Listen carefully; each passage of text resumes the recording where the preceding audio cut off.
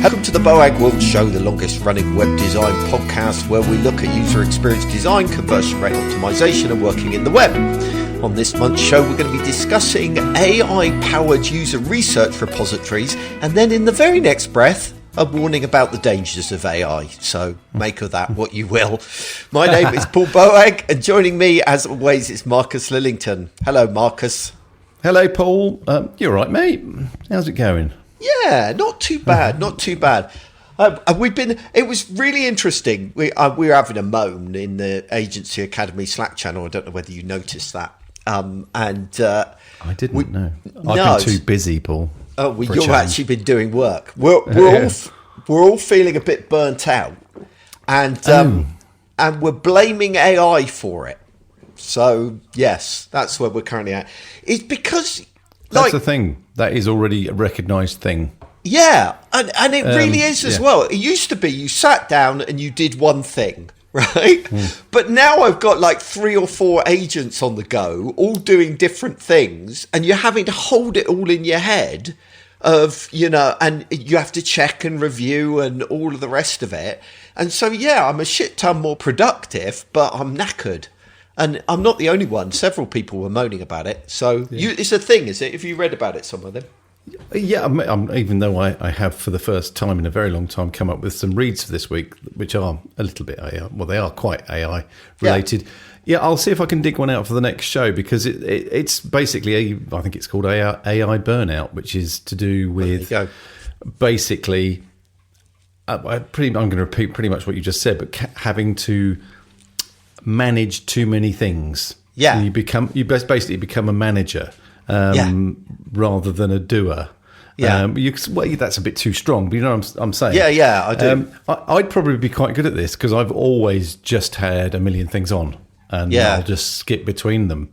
But I'm not a big user of AI. I use it a bit, but when there's a specific task where it's going to help, I don't help it run my day, whereas I probably could cope with it. But I can completely understand that we're not. I think I saw a quote that we're only meant to sort of deal with whether we're hungry or yes, or whether it's wet and we need to get under some some shelter, and having to deal with very complex issues, multiple ones, and make sure that you're on top of it is going to make you go bleh in some time. I reckon I can only be productive at that level for about 4 hours a day, and after that, I begin to kind of start dropping things and fucking up. Glitch. What about you? How are you? Are things going all right with you? They are okay. Headscape, we won a new client the other day. Yay. Bearing in mind how long I've been saying we haven't done that, that's I think we should have a little party. Not a particularly big thing, but for another American university, so that's nice. Oh, good. And we're also courting another. Courting in the old sense of the word, another American university, which we would love to work with. So I guess our marketing work that we've been doing maybe starting to pay off, or it could be complete chance. Who knows? You don't know. That's the annoying thing about it. You ask, how did you find us? And inevitably the answer is, I don't quite know. I can't remember, Every time. Oh, I think I just looked it up on Google. Really? No, you didn't. At least I know where the one of these.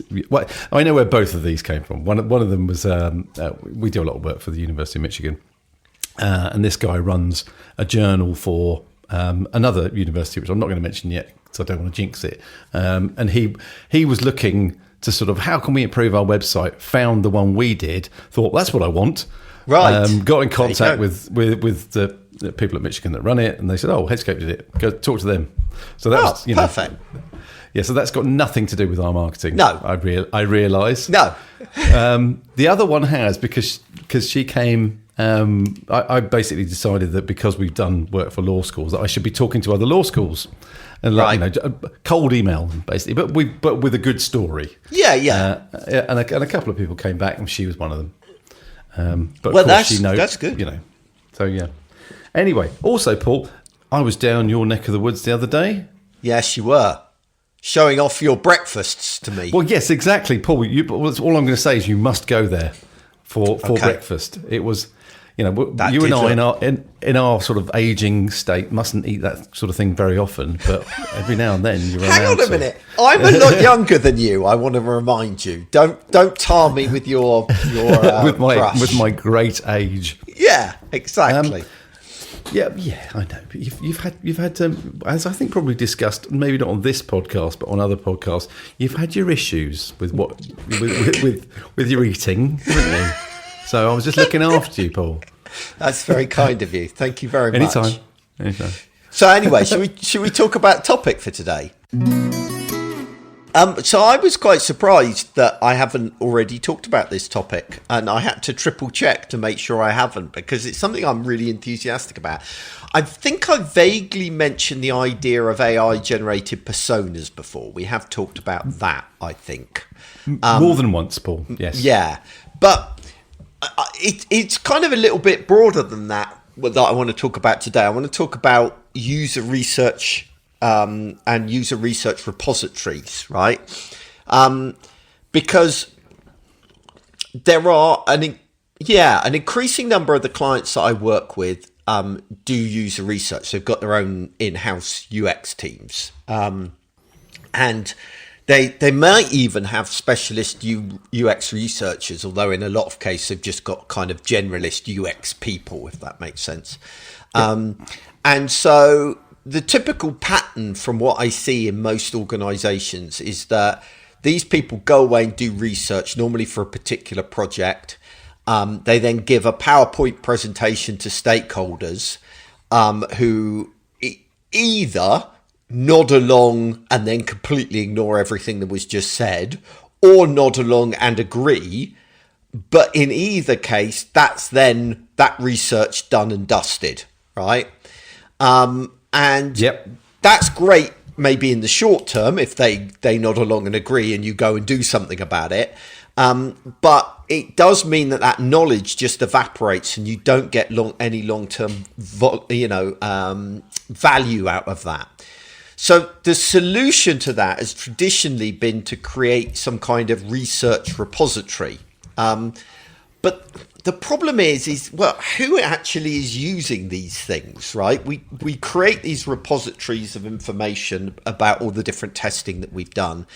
But oftentimes that feels quite cumbersome to do, because if you're not on top of it, say for example, you decided to create a user research repository today, you might have done years worth of user research that's in PowerPoint presentations and, kind of user interview transcripts and surveys, and all of this stuff is all over the place.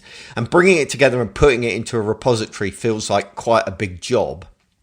And even if you do that, you're then left with a load of documents that have become a dumping ground that are quite hard to kind of navigate and find anything of value if you're working on a specific project. And there are tools where you can search on them and that kind of stuff, but that's pretty hard as well. And so most of the time, if anybody is using these repositories at all, it's just other UX professionals, right? The very people who kind of understand the research anyway. And so what's the benefit kind of thing? And everybody else is just ignoring them. And so this can all feel like a massive wasted opportunity. So what I'm kind of interested in is how AI has changed the game around all of that. I feel like it's I said this last time, all we talk about is AI, but I'm going to talk about something different on this subject, by the way. Oh, are you? Yes. Now? Old-fashioned. Okay, what were you going to talk about? I want to know. Well, there is another way of doing this, of ensuring that things stay front of mind, outside of people in UX and for writers, designers, whatever, is print them out big and stick them on the walls, which is a really, really good thing to do. It is. It is a really good thing to do. Absolutely, I agree with that. And because I wrote an article basically saying that a couple of months back. The conclusion of which is, because if I can remember we looked at some good examples of personas that, we've got for high fidelity, well-designed personas that I think it was MailChimp, maybe. Yes, anyway, they're the ones, back in the day. yeah. And they were really good. But what we've done that for many clients over the years. But what we've ended up getting, the ones that you stick on the wall are less and less and less and less detailed, to the point of actually all you need is the face. Maybe that's a little bit too strong. And the name. It's a reminder that they exist. And then unless you don't interact with these things very often, you know what each of these characters are, talking about personas, and you probably know about the user journey maps and all that kind of thing as well. So all you need is the face. I then went on to this last month to say, but what about should we be having faces on personas? But I'll save that thought for another day. Yeah. But I see what I like about what I think you're going to say, Paul, is it'll happen automatically with what you're going to say. Well, whereas, not quite. I think there's a slight difference between what you're talking about and what I'm talking about, because you're talking about personas, right? And I agree that there is a big advantage of having personas on the wall to remind people. Totally agree with that. However, a user research repository is a repository of all the user research you've ever done in its raw form, right? Not just personas. Not just personas, yeah. So and that is, you might argue, well, not everybody needs to know or have access to that information anyway. But the problem comes in that you often then end up repeating research in slightly different forms, or research doesn't get done at all when actually, if you created a repository of research, then people could just go to that to find out, what has been done before. But it's kind of overwhelming, and that's where AI begins to change the game. Right.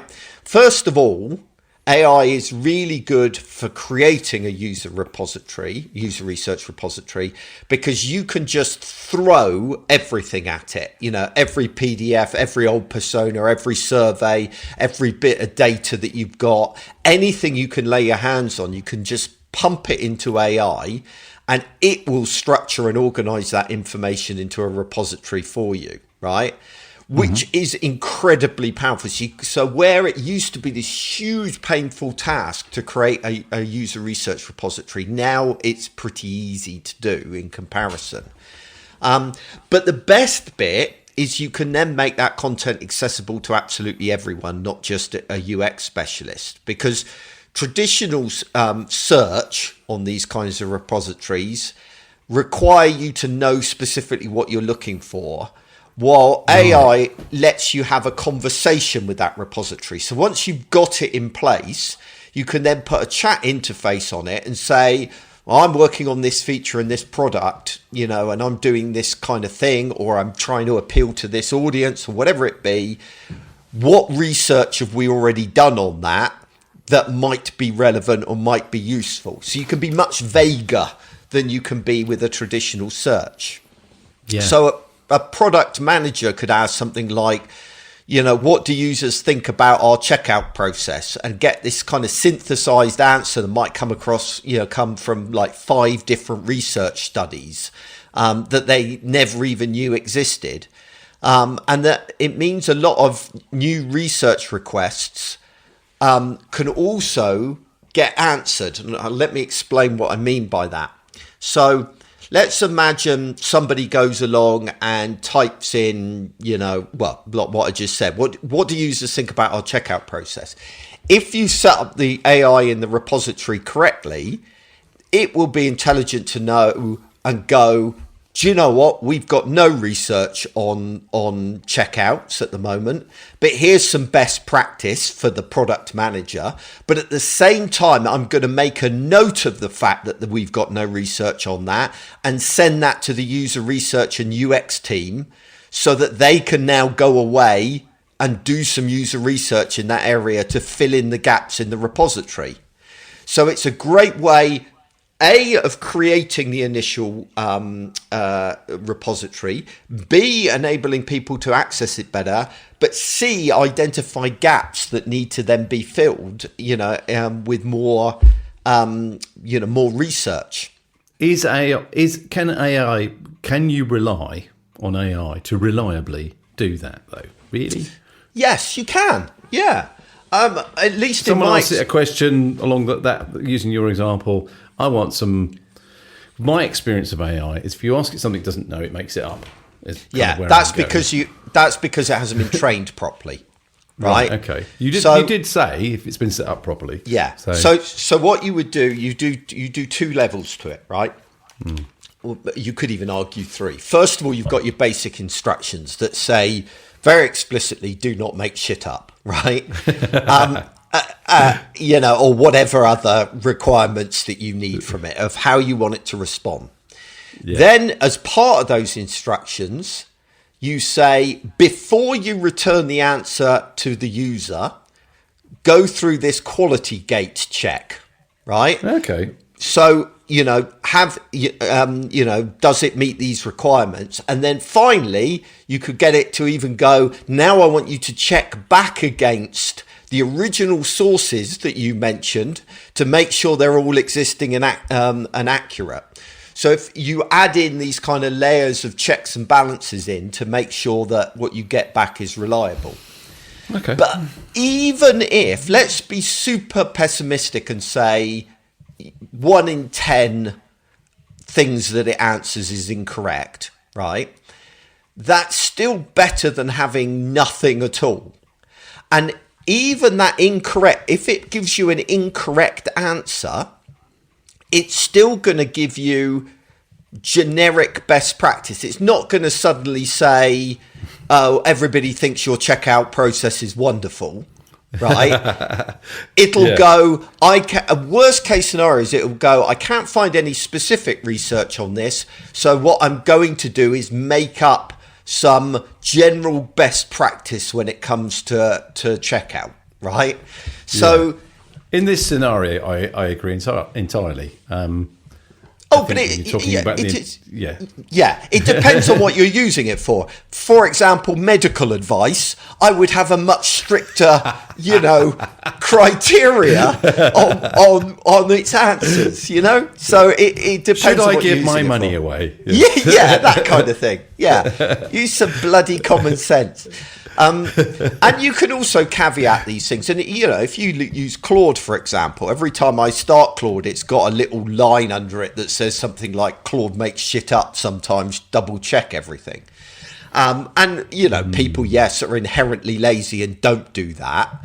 But it's still, in this case, that it's the consequences of it making stuff up is not the end of the world. It's a walled garden, which makes it fine. The reason I like this is that it creates an easy interface for people to start asking questions about the user, a bit like those virtual personas. B, it has huge cost-saving benefits because before you're commissioning any new research, you can check what you already know. So those 2 things are really good. Now, I don't think that this replaces your big posters on the wall. But I would so then what you could do is you can pair this repository with those digital virtual personas I talked about before. So in case you didn't listen to that basically what you do is you take the content of your repository, you get AI to analyze it, and then create a set of personas based on the data that's in your user research repository. So now you've got a set of personas that, and you can create a chat interface on that set of personas so that people can then talk to those personas and get answers for them. Now, does that replace your pictures on the wall? Absolutely not. So what you do, because that still means people have to think, yes, I need to use that amazing AI tool, right? Yeah. So what you do is on those posters, you put a QR code. So you snap the QR code and now you're talking to that user that's on the poster or a virtual facsimile of them, right? So I think that's bloody amazing as a way of getting the user's voice into an organization, organizing the research that's been done, identifying gaps in it. And I just don't understand why I do understand why more organizations aren't doing it, is because their UX teams are too small and too busy to do this shit.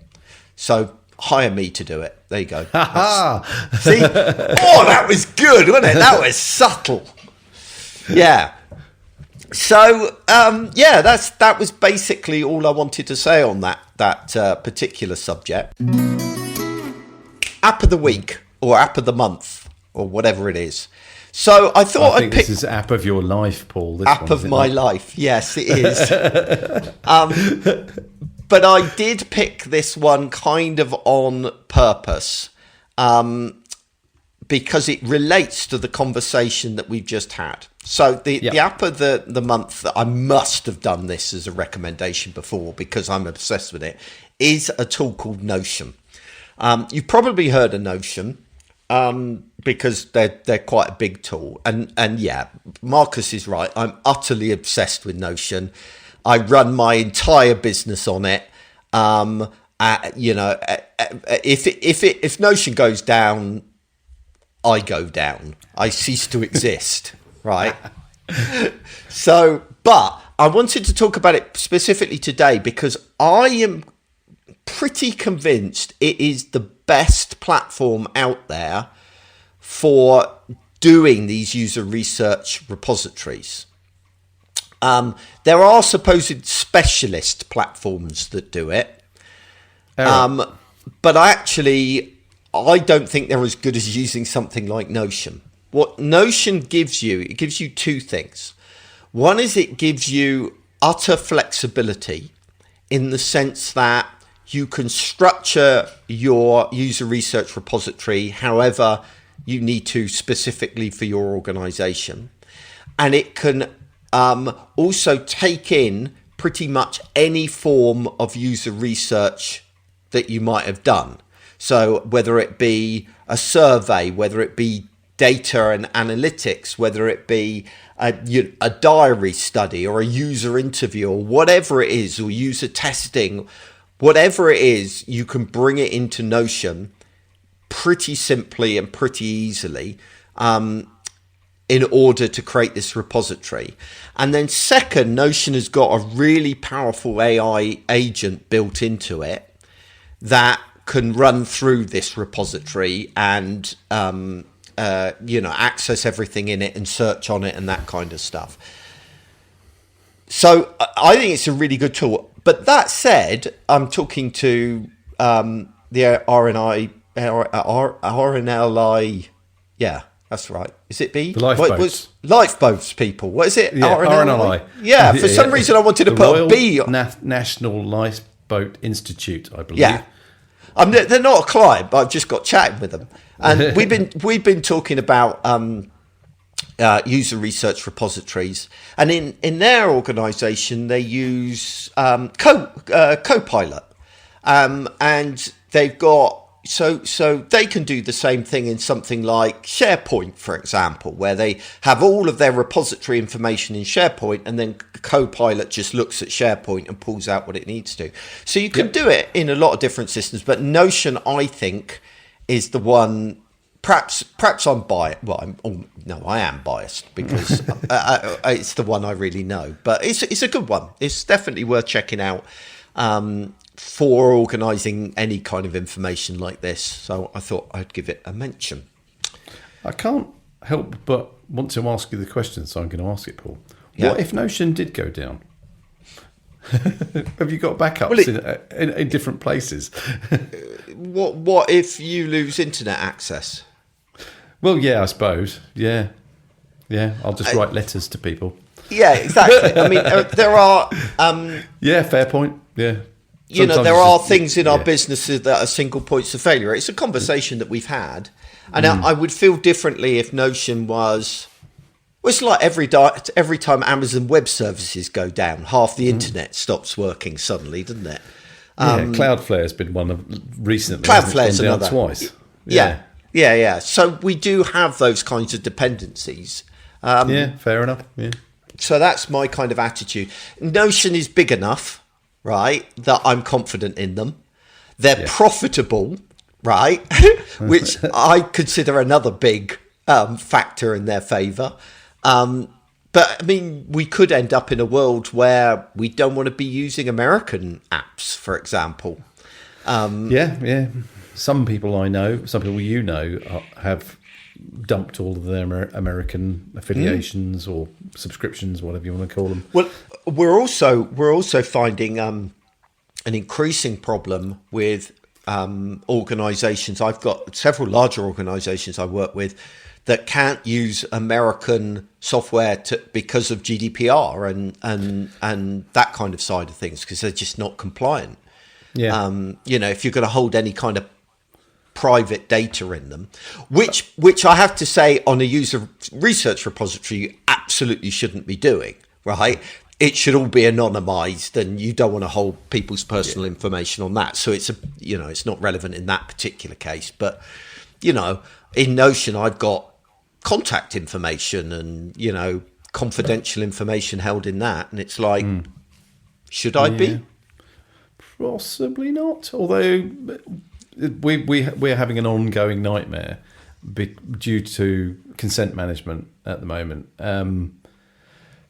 A lot of our clients were using Cookie Pro, which is bought by OneTrust, I think, and the Cookie Pro product is being discontinued, or it's being changed to be 10 times more expensive.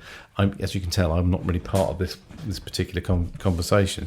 So we've been looking at alternatives, and you find, yeah, that's the one. Then you go, no, it's not accessible. And all of this kind of, you keep going down this route, and then you kind of come back to the conclusion that actually maybe the expensive one is the one you want. Yeah. And it's just like everything else these days, that everything's just getting more and more expensive.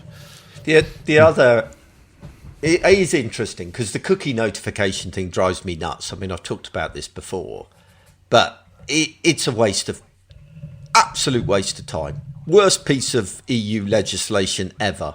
Really good intentions, I understand, but all of the ad people that they were trying to target have moved to browser sniffing anyway, so it's not like helping at all with the problem that they were trying to solve, and just making an enormous pain in the arse for everybody else's sites.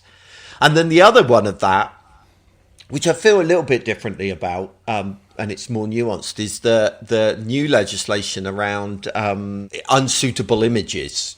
So if you're going to use Pornhub, you now have to prove that you're an adult, etc. Obviously, I kind of fully accept that. I think that's very sensible. But the big problem that it's created is that a lot of companies that host imagery, right? Yeah. In America have gone, screw it, we're not going to support that anymore.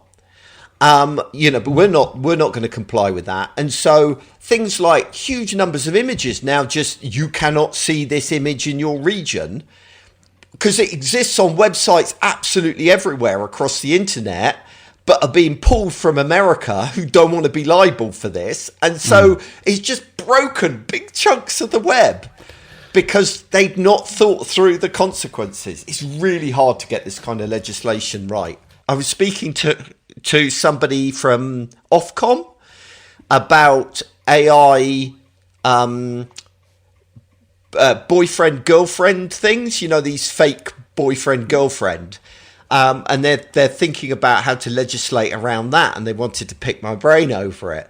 And it's like, it's really hard to get right without having unintended consequences. The one with the imagery, it's kind of like, well, the idea behind the internet was that it shouldn't be kind of, I can't find the right word, but, closed down in any way. It's meant to be just this free platform. But equally, of course, as soon as you do that, then you end up with what we've got in the world now. Yeah. Which ain't great. So doing something, I think, in this particular example, is better than nothing. And if it's broken a lot of other things around, I feel in that case, I agree with you. Yeah, I do. Yeah. Because at the end of the day, all it means is that websites that want to operate in the EU are going to have to find an EU-based image provider, right? Yeah. And yes, that is a big inconvenience. But when you're talking about the safety of children, I think that's a very a price worth paying. I don't feel like that with the cookie legislation, because instantly it became meaningless, because the companies that were the offenders, the ones that the EU wanted to target, just switched technology. That's all they did, So anyway, let's talk about your interesting reads, because you had some good ones. The first one in particular, I had no clue about. Me neither. This Dan at Headscape found this one, which I sort of was like, really? Anyway, so it's I thought to start off, I've got a couple of interesting reads, a couple of articles this week. Well, I thought I would take a different look at AI, because obviously Paul's such a massive fanboy. And maybe we should be a bit careful, or maybe that's not really what it is, but it's just looking at it from a slightly different angle. Yeah. And I'm picking on Google as well, particularly. I don't know why, but it just happens to be the case. So the first one is a Tech Juice article entitled "Google is quietly rewriting headlines with AI in search results." Which is like, is it? And then I started reading the article. Apparently, it's been doing this for years anyway. Oh, really? Yes. I'm not quite sure how it's been doing it. Maybe even manually, but I don't know. It has been rewriting the titles of certain content in its articles. But with the advent of AI, with Gemini, I assume in this case, it's gone into overdrive. And I think it said that. Let's say 4 months ago, we're trialing this, and then a month after that, it's in use and it's happening every day. Anyway, to use an example of the kind of thing that it's changing, the one that's come from this article, it had an article that was originally titled "I used the Cheat on Everything AI tool and it didn't help me cheat on anything." That was shortened to "Cheat on Everything AI tool." Which obviously completely changes its meaning. You go from "this is rubbish" to "here's get your cheat on it on everything AI tool." That's the fundamental problem with AI. Well, it's not the problem with AI. It's the problem with how people are using AI. Is you have to have a human in the loop. If you take a human out of the loop, if you have no human judgment in it, you're going to get shit like that. Do you know what I mean? Yeah, well, absolutely. But I mean, I'm still left a little bit not knowing where this is all coming from, because unless you've got your conspiracy theory hat on, and I'm not a conspiracist at all, but I'm thinking, well, with that particular example, you could say, well, AI is being pro AI.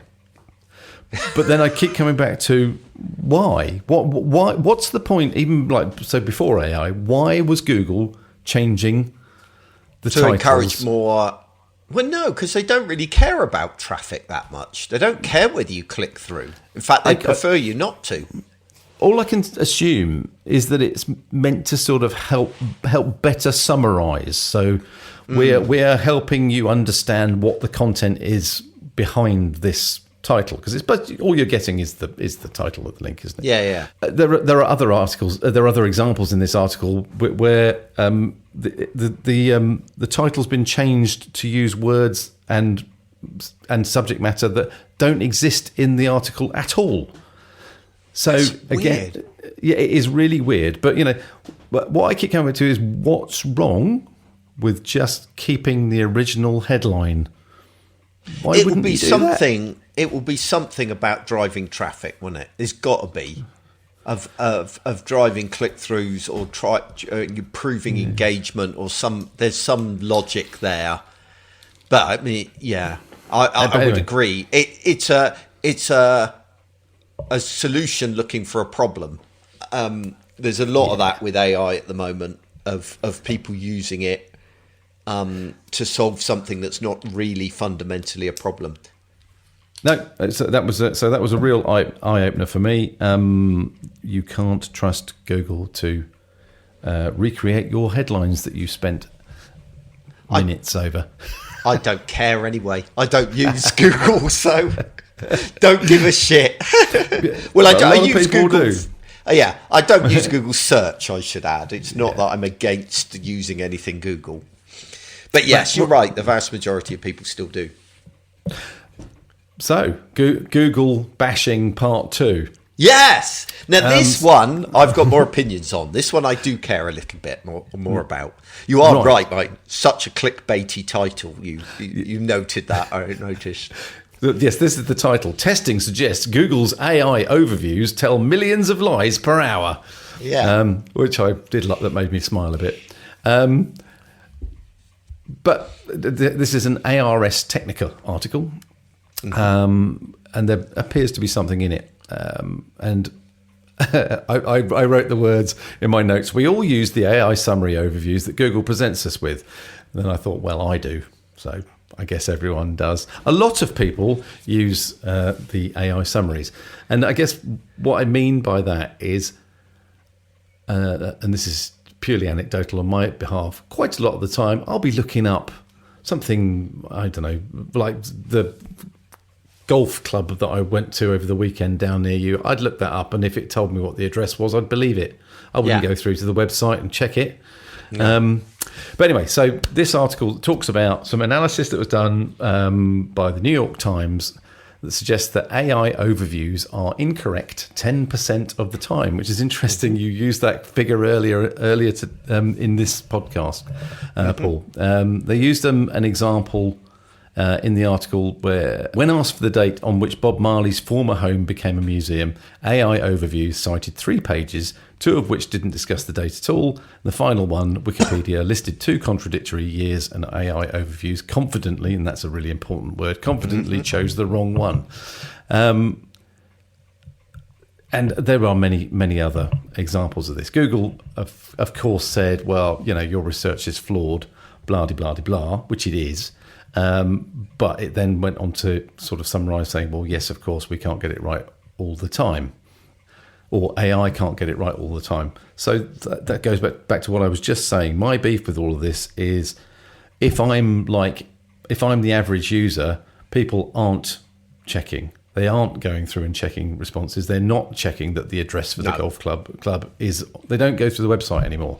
So being wrong 1% of the time, if we're talking about the entirety of the internet, is potentially a problem. Yes and no is my response to that. First of all, I think this isn't a Google specific problem. I think this is a problem with large language models, they are predictive and they don't always predict accurately. And so, they will get things wrong. They're also reliant on the data that was, that is provided to them, of which, you talked about. The Wikipedia one had 2 contradictory dates. And so I don't think it's fair to pick on Google, other than the fact that I guess they've got a bigger responsibility to be accurate just simply because of the scale of usage. But here's where I'm less sympathetic, is that we do have a responsibility, and we fully accept that we tend to trust humans. We tend to trust what's written on the internet. We shouldn't do that either, right? No. Why is AI any different? Oh, shocking! Something on the internet's not true. It's like, and so the truth is, why should I trust this article? I bet there's things in this article that's incorrect. I bet there's things that you tell me that are incorrect. No. We live in a world where things are inaccurate. So it comes down to an individual responsibility it's a risk-benefit analysis, basically, that we have to make every single day with every piece of information that we're fed, which is comparing the effort with validating whether that thing is true or not against the risk of getting it wrong, right? So, for example, let's take your address, that you wouldn't go through and check that address is real. I would personally check, because me getting lost is a bigger pain in the arse than clicking through and checking. I'm not saying you were wrong doing it. I think we're all different, right? It's a bigger pain in the arse than just clicking through on that website and double checking that piece of data. So I don't think everybody makes out it's Google's problem or AI's problem. I just think we accept it in every other aspect of life that things will be inaccurate. Why do we suddenly hold AI to a higher standard? Other than, and you nailed it earlier, the word confidently, right? I think AI says bang, things. bang, bang, bang. Yeah, yeah. All it needs to add is something like, it looks like the address of your place is da da da da da, rather than the address is da da da da da. And this is where you get into a user experience thing and conversational interfaces. Yeah, have a prominent link rather than right. But I think we're going to have to maybe agree to disagree a little bit on this one, because even though I think you're right in the only way that this is going to get fixed is if people change their behaviour. But what is annoying is that you've got an extra step here added because of this potential extra step. Where in the past you used to type in East Dorset Golf Club or whatever it was. It's changed its name. It's posher now. It's the Country Club. And the top link would be East Dorset, which I'd click on. There would be no reading the AI summary. I'd just click on it and go there and find what I was looking for. But now I read the AI summary that confidently tells me something that I go, yeah, that's right, and walk off. But you're right. I need to now go, okay, I need to go and check that on the website. So I've added an unnecessary step has been added, which is just annoying. Yeah, I do. No, I get that. No, I fully accept that. I think we do agree over that. I've literally just gone. I mean, perhaps I've turned the AI off on something. I never use Google, but I don't get an AI summary. I didn't ask a specific question. It varies. Sometimes it appears, sometimes it doesn't.